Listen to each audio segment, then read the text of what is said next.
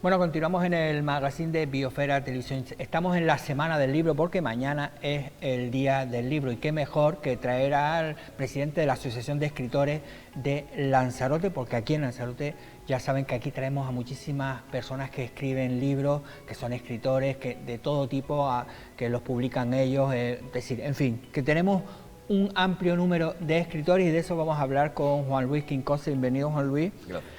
Yo no sé si cuando tú decidiste montar esta asociación, llegaste a pensar que había tantos escritores en Lanzarote. Bueno, buenas, gracias por invitarnos a la Asociación de Escritores de Lanzarote y La Graciosa al programa.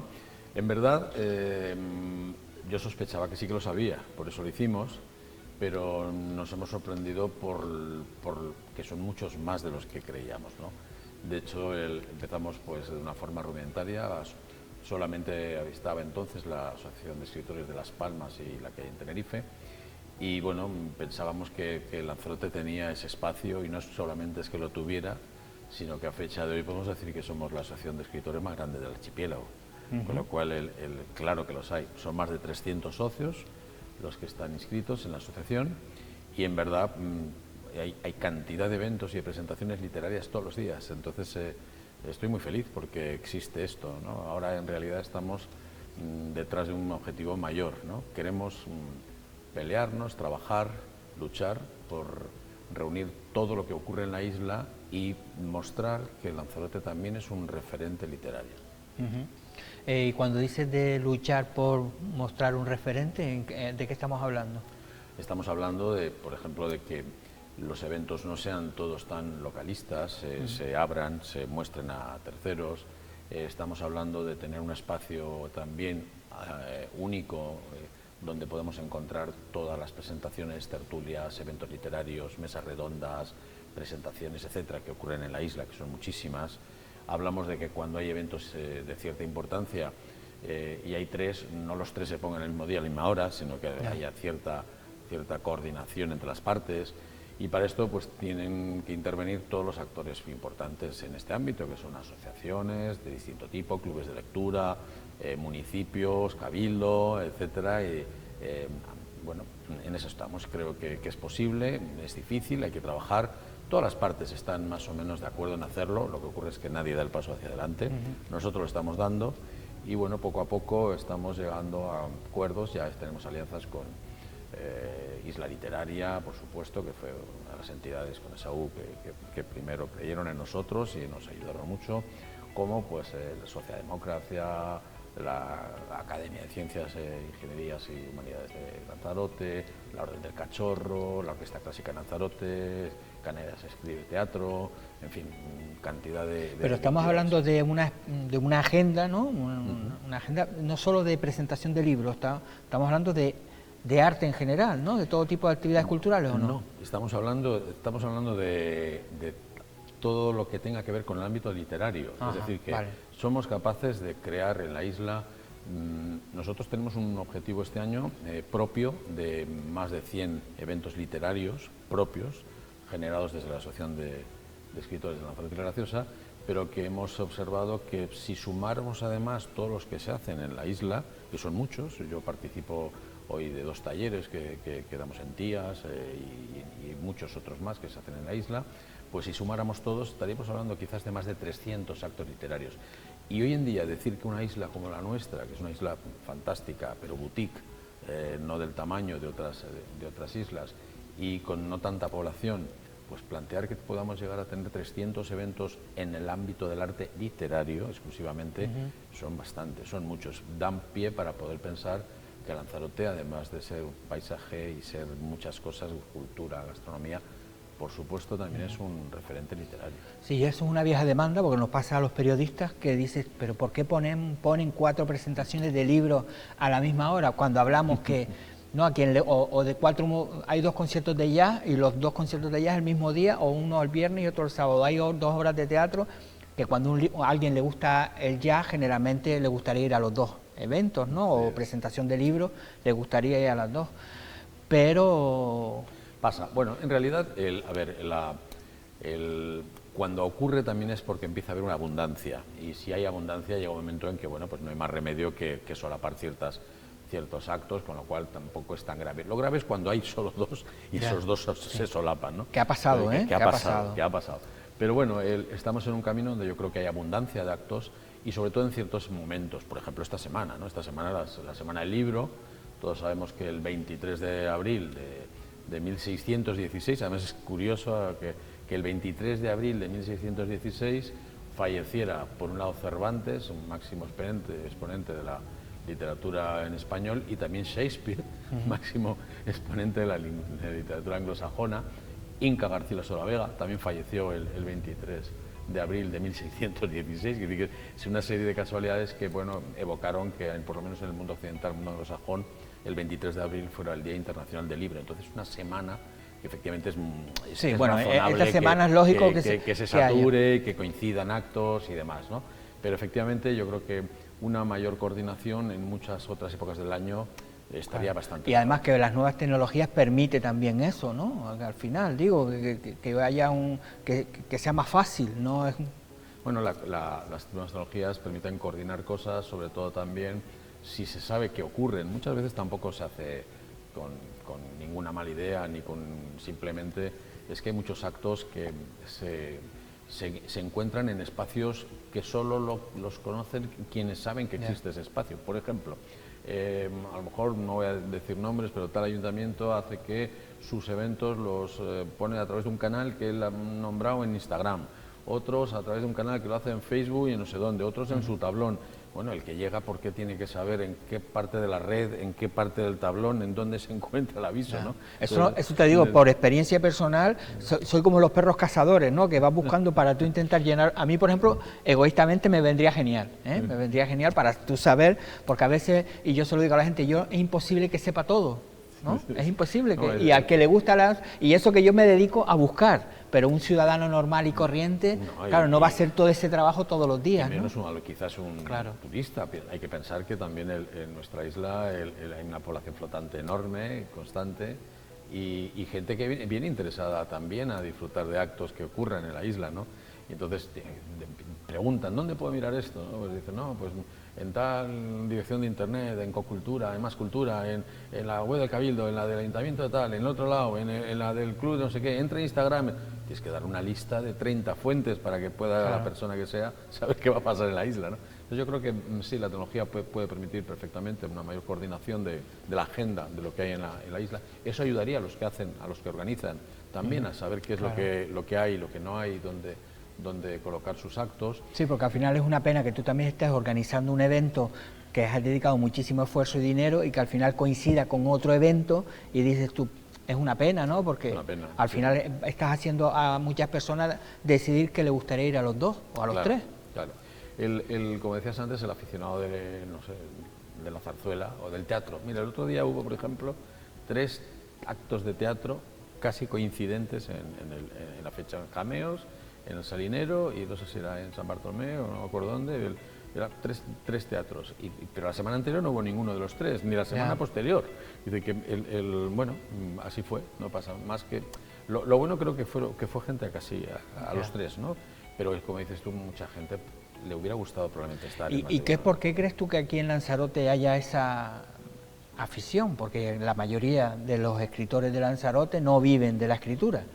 Entonces, ¿por qué crees que hay esa ganas por escribir? Bueno, a ver, o por publicar, porque mucha gente escribe pero no publica. A ver, lo primero es escribir, ¿no? Y luego publicas, no siempre. Yo no publico mucho de lo que escribo, ¿no? Y no porque no sea publicable, sino porque creo que no es el momento, no es mi momento, no tengo esa necesidad. Tengo más necesidad de escribir y de leer que de publicar.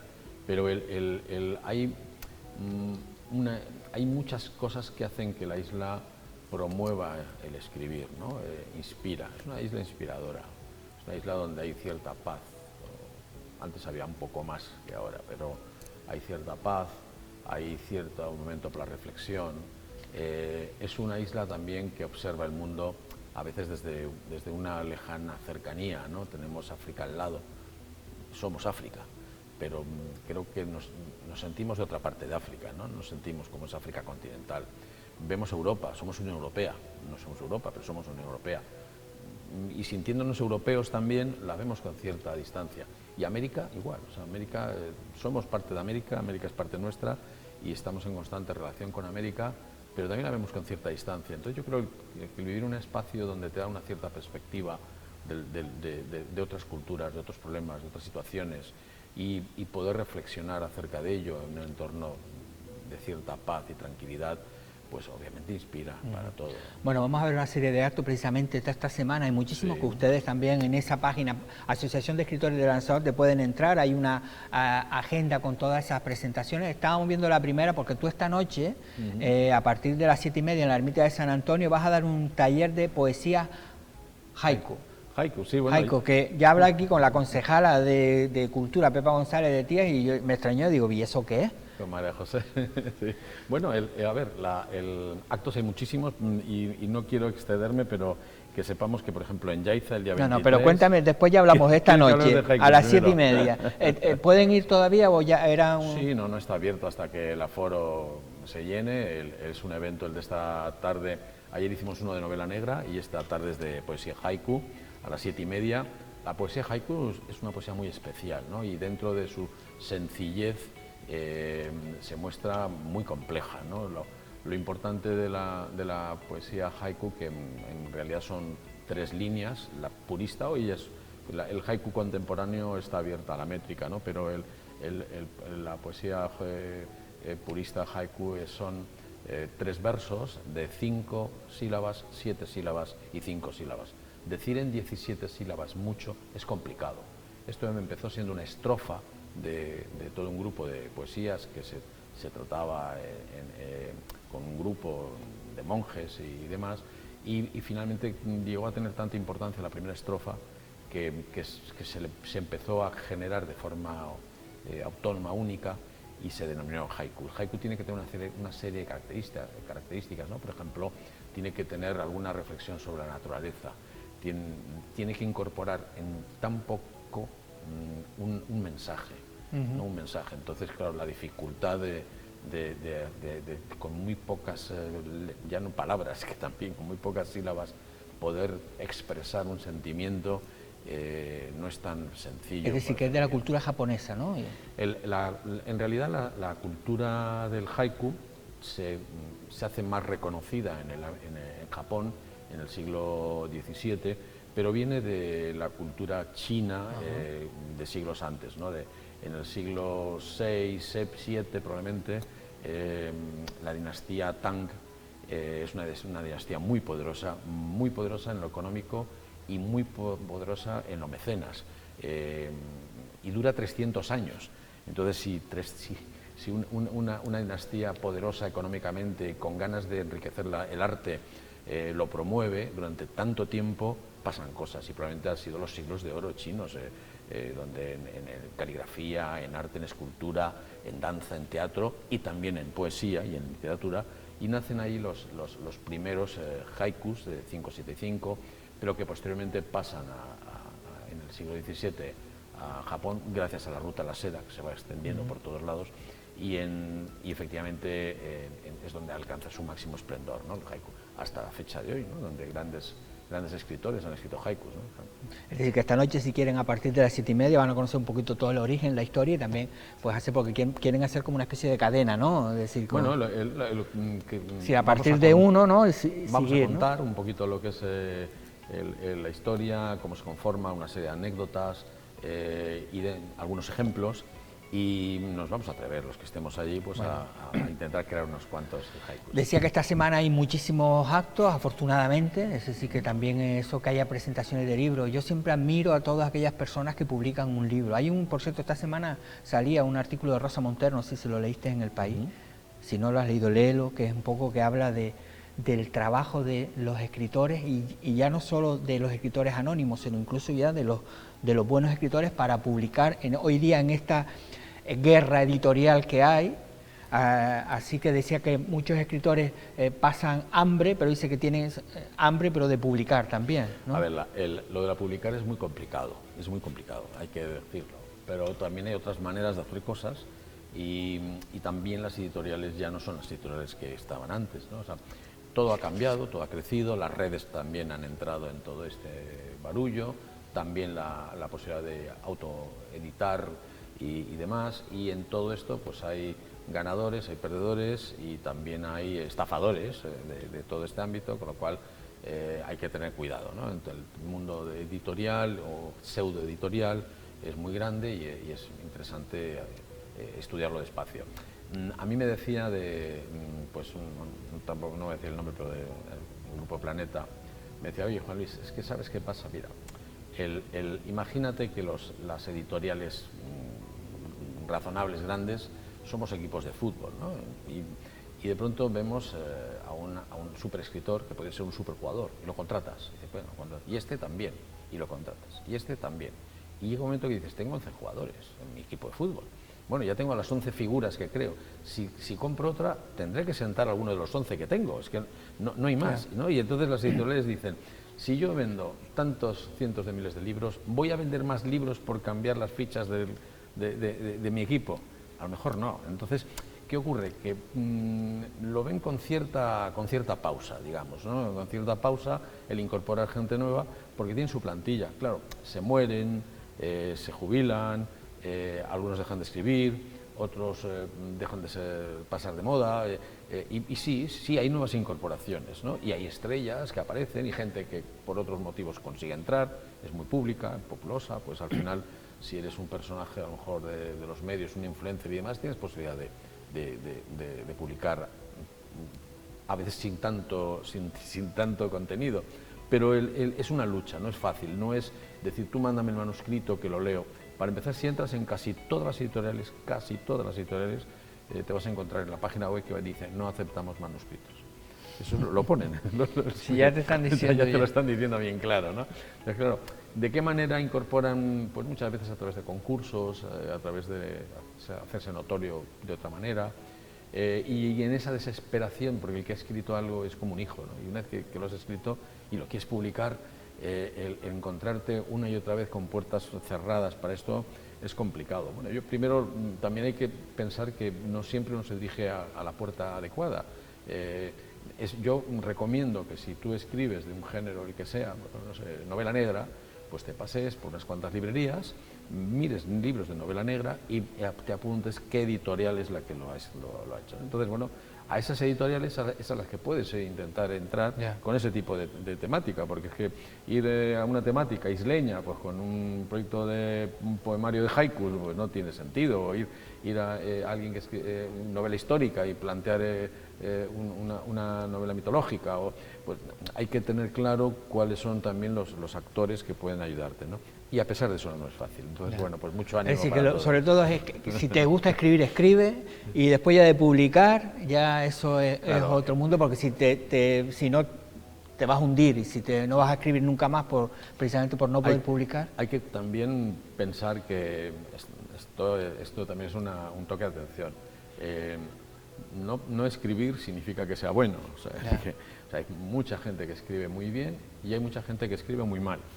Y además hay mucha gente que escribiendo muy bien, además de escribir muy bien, tiene que pensar que luego, por muy bien que escribas, es interesante tener más ojos encima, correctores, cuidarlo, ¿no?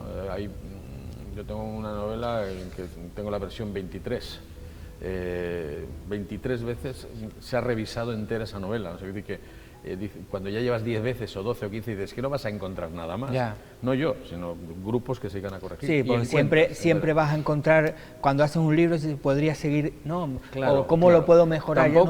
Mejorar hay que tener cuidado, porque si quieres mejorar no vas a acabar nunca. Claro, ¿sabes? Por eso digo, saber en el momento de parar, ¿no? Decir, oye, esto ya, y aunque tu cabeza por la noche de vuelta. Ya no para. Y luego también uno va cambiando con los años, entonces tú algo que escribes con 20 años, 30 años, 40 años, cuando lo revisas te gustaría escribirlo de otra manera, ¿no?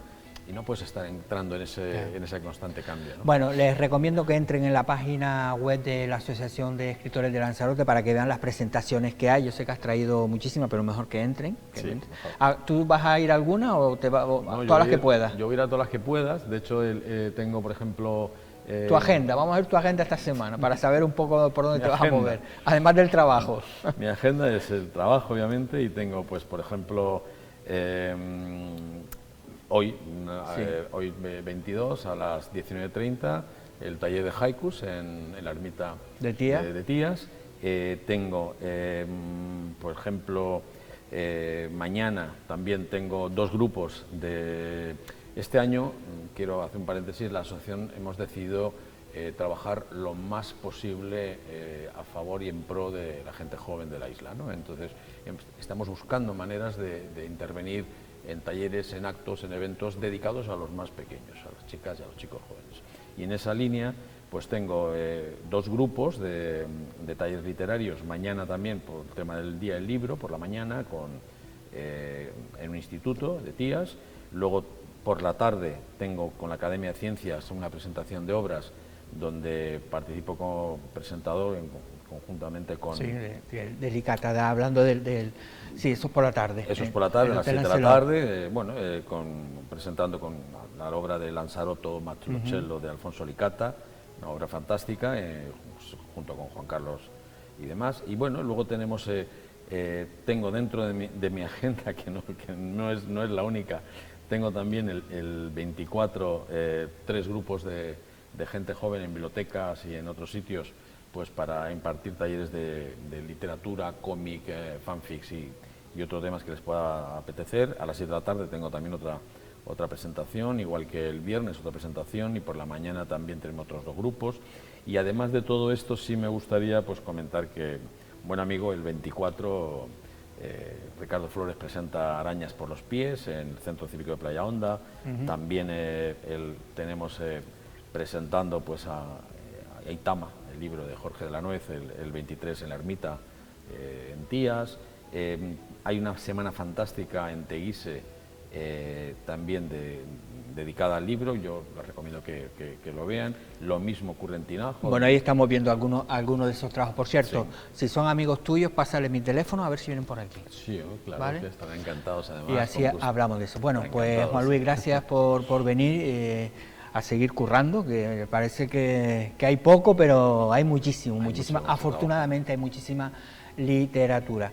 Así que nada, ahora vamos a continuar en el magazine porque vamos a hablar de danza, así que no se vayan.